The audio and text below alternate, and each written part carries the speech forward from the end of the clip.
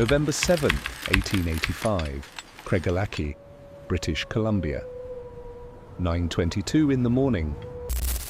A camera shutter clicks in the cold mountain air. The photograph it captures will become one of the most iconic images in Canadian history. Railway director Donald Smith, surrounded by men in dark suits and work clothes, drives the last spike into the Canadian Pacific Railway.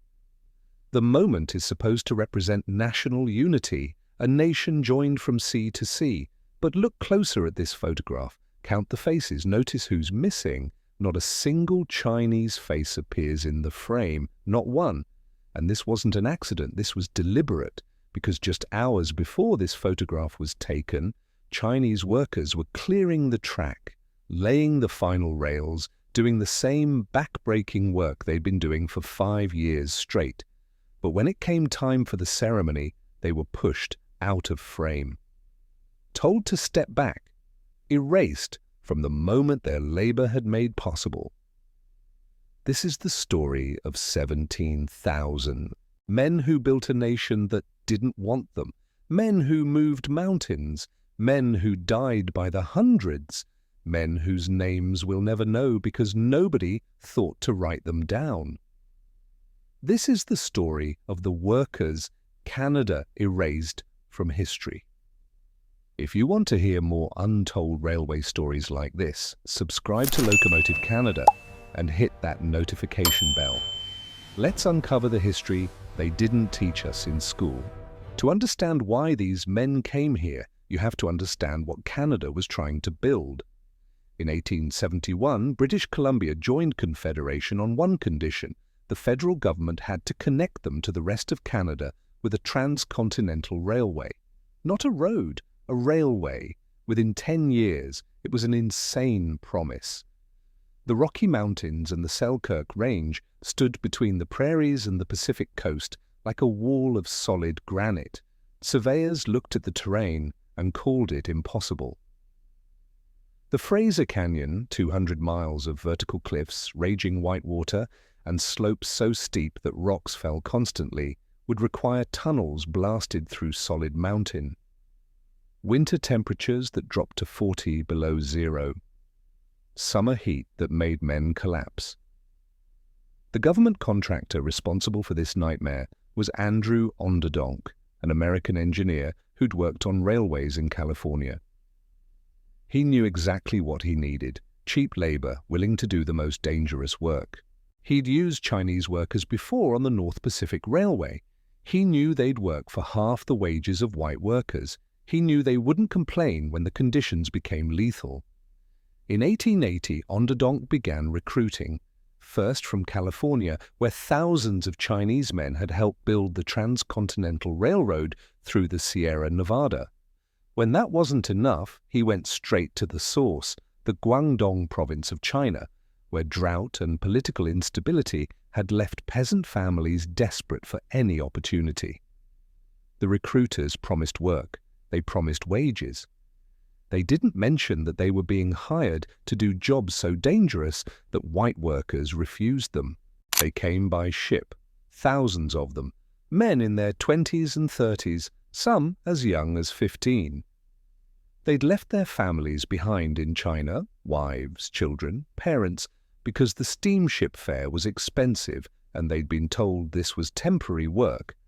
Make some money, send it home, return when the job was done. The crossing took weeks, cramped below deck. Many arrived in Victoria Harbour sick from the voyage. Those who could work were immediately sorted into labour gangs of about 1,000 men each and shipped up the Fraser River to the construction sites. By the end of 1882, over 70% of the 9,000 railway workers in British Columbia were Chinese. 17,000 in total would work on the line between 1880 and 1885. They found themselves in work camps scattered across the most brutal 200 miles of the route, from the Fraser Canyon through the Selkirk Mountains. The camps were canvas tents on rocky ground, no protection from avalanches, no shelter from winter storms. White workers lived in the same tents but in safer locations, lower elevations, away from the cliff faces. The Chinese camps were set up right at the work sites, right where the rocks fell. And the pay structure? It was designed to extract maximum profit from human desperation. Chinese workers received $1 per day. White workers received between $1.50 and $2.50. But here's the crucial difference. White workers got their food and equipment provided free of charge. Chinese workers had to buy everything themselves: rice, tools, blankets, from company stores at inflated prices. After expenses, many of them were lucky to save $25 a month, and they owed most of that to the Chinese labor contractors who'd brought them over in the first place. The Fraser Canyon is beautiful, absolutely breathtaking. Vertical walls of granite rising hundreds of feet. The Fraser River churning white and violent far below. It's the kind of landscape that makes you feel small and insignificant. Now imagine having to blast a railway line. Through it, the work required tunneling, lots of it. Granite doesn't move for picks and shovels. You need explosives, and in the 1880s that meant nitroglycerin, one of the most unstable compounds ever created, so unstable that temperature changes could detonate it, so volatile that a sharp bump could trigger an explosion. Chinese workers were assigned to handle the nitroglycerin. They'd drill holes into the rock face while suspended on ropes hundreds of feet above the river. They'd pack the holes with explosives, light the fuses, scramble to safety if there was time. Accidents were constant. A man's rope would fray and snap.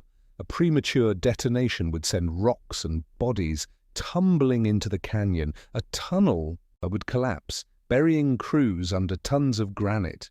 The company kept no detailed records of Chinese deaths. Onderdonk's own estimates, 600 dead. But other sources tell a darker story. They put the number closer to 2,000. Some say 4,000. Here's what we know for certain. British Columbia's government stated that for every mile of track laid through that region, 3 Chinese workers died, 3 men per mile. The Canadian section was roughly 200 miles of the most difficult terrain. Do the math. That's 600 deaths minimum, and that's using the most conservative estimate. But explosions weren't the only killer. Winter claimed just as many.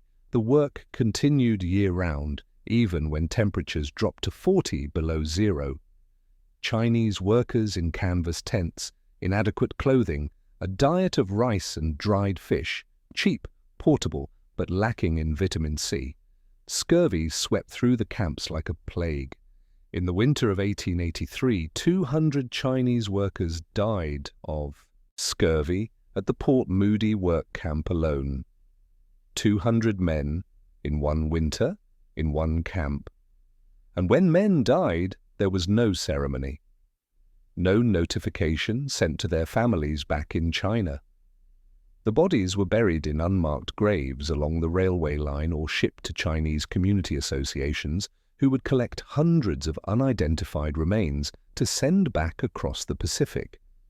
These men weren't just erased from the photograph at Craigellachie, they were erased from every record, every count, every commemoration. Andrew Onderdonk was facing bankruptcy. The contracts he'd signed to build the British Columbia section were hemorrhaging money. The terrain was more difficult than anyone had anticipated. Costs were spiraling out of control. He needed to cut expenses dramatically or the whole project would collapse. Chinese labor saved him. Historians estimate that using Chinese workers instead of white workers at equal pay saved Onderdonk between $3 and $5 million. $3 to $5 million. That's the monetary value of paying men half wages and forcing them to buy their own equipment. That's the dollar amount assigned to thousands of human lives. The political calculus was just as cynical. Prime Minister John A. Macdonald publicly opposed using Chinese workers. He knew it was deeply unpopular with white British Columbians who wanted British settlers, not Asian labourers. But privately, Macdonald authorised Onderdonk to do whatever was necessary to get the job done. The railway was too important politically. British Columbia had threatened to leave Confederation if the railway wasn't built, so the Chinese workers became a political non-entity, acknowledged when convenient, invisible when not. They weren't citizens, they weren't settlers, they were temporary labor to be used and discarded. And when white workers complained about competition for jobs, the government had a ready answer. Don't worry, when the railway is done, the Chinese will leave. They're not the type who amalgamate with other people. They'll drift back to China or down to the United States. Does this story make you angry? It should. Drop a comment below with your thoughts and share this video so more people learn what really happened. These stories matter. But the Chinese workers weren't passive victims. They organized, they struck, they fought back against the exploitation, even when fighting back meant risking everything. In 1881, when the government imposed a 2% tax directly on workers' wages, hundreds of Chinese laborers marched into Yale, the headquarters of Guangdong's operation. They came carrying crowbars, shovels, and pickaxes. They demanded the tax be rescinded.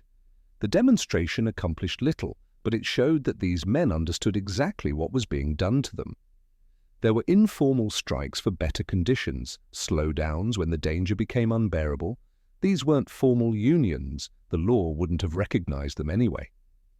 But Chinese workers found ways to resist within the brutal constraints they faced. And there was violence. In 1883, a fight broke out between Chinese and white workers near Lytton. 9 Chinese workers were beaten unconscious. 2 died from their injuries. Their work camp was burned to the ground. The attackers fled. No one was ever prosecuted. That's what resistance looked like in the 1880s. You could march with your tools, you could slow your work pace, but if white workers decided to attack you, there would be no justice. The system wasn't built to protect you. It was built to extract your labor and discard you when convenient.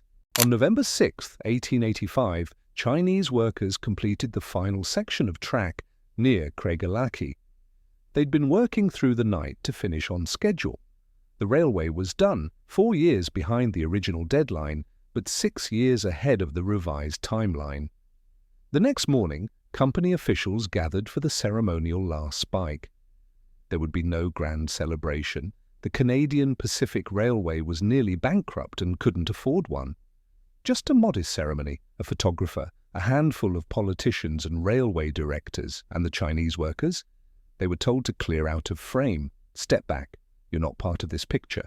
There's some evidence that a merchant named Wing Chung might have been present, standing behind the crowd. His obituary, published 70 years later, claims he was there. But he's not in the photograph. None of them are. After the ceremony, reality set in. 17,000 Chinese workers were suddenly unemployed. The railway was complete. Their labor was no longer needed. And as one Canadian Pacific Railway engineer put it in an interview with a San Francisco newspaper, people need not distress themselves about this problem. A large number of the laborers are Chinese, and these are steadily drifting out of Colombia, either back home or to the United States. They are not desirable workmen and will never make citizens or amalgamate with other people. Not desirable workmen. This after 5 years of the most dangerous construction work in Canadian history. But many Chinese workers didn't leave. They couldn't afford to. They were still in debt to the labor contractors. They'd spent everything they had just to survive. So they drifted, some to Vancouver, some to mining towns, some to build other railways. They created Chinatowns in cities across Canada, communities built on the backbone of mutual aid, because the larger society had made it clear they weren't welcome. The railway was complete.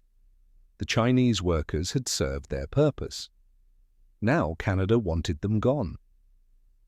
In 1885, the same year the last spike was driven, the Canadian government passed the Chinese Immigration Act. It imposed a head tax of $50 on any Chinese person entering Canada. $50. That was 2 years' salary for a railway worker after expenses. The explicit goal was to make Chinese immigration prohibitively expensive. When that didn't slow immigration enough, they raised the tax to $100 in 1900, then to $500 in 1903, $500 to enter the country. For context, a white British immigrant could enter Canada for free. The tax wasn't just about money, it was about separation. Chinese men in Canada couldn't afford to bring their families over. Wives and children remained in China, sometimes for decades. The tax created what historians call a bachelor society.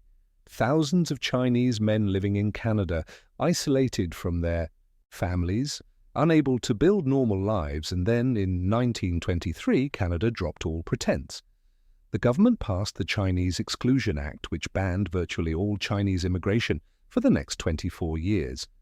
The act came into effect on July 1st, Canada Day. For decades after, Chinese Canadians would refer to July 1st as Humiliation Day. This is what happened after you built a nation's railway. You got taxed for existing. You got excluded from the country you helped create. You got erased. For 100 years, the story of Chinese railway workers was relegated to footnotes. Canadian history textbooks showed the last spike photograph and talked about national unity. They mentioned the Chinese workers in passing, if at all. The exact number of deaths remained unknown. The names of the dead were never recorded in official documents. In the 1980s, Chinese Canadian communities began organizing to change that. They pushed for recognition. They researched family histories, tracked down photographs, compiled evidence of the workers' contributions. In 1984, nearly a century after the railway's completion, the Canadian government designated the Chinese construction workers as a national historic event, but recognition is not the same as justice. In 1991, a Chinese community association in Vancouver collected over 300 unidentified Chinese bodies buried along the railway route. 300. And those were just the ones they could find and recover. In 2006, Prime Minister Stephen Harper issued a formal apology for the head tax. In 2023, the 100th anniversary of the Chinese Exclusion Act, British Columbia's government issued a statement acknowledging the injustice. Museums began mounting exhibits. Memorials were erected in cities across Canada. These are important gestures, but they can't bring back the men who died in the Fraser Canyon. They can't reunite the families separated by racist immigration laws. They can't restore the names that were never written down. Today you can ride a train through the Fraser Canyon. The route follows the same line that Chinese workers blasted through solid granite. You'll pass through tunnels they carved, cross bridges they built.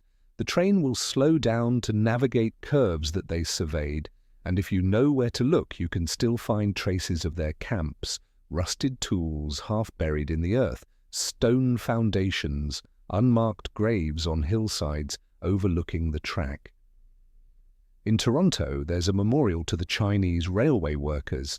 It's located in the old rail lands where trains once arrived from across the country. The memorial features a bronze plaque with an inscription that begins, "Dedicated to the Chinese railroad workers who helped construct the Canadian Pacific Railway."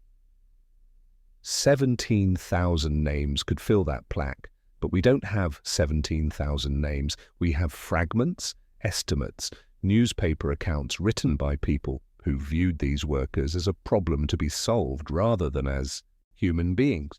What remains is a railway that defined a nation, a photograph that erased the people who built it, and a legacy of immigration policies rooted in the idea that some people's labor is valuable but their presence is not. The Canadian Pacific Railway connected Canada from coast to coast.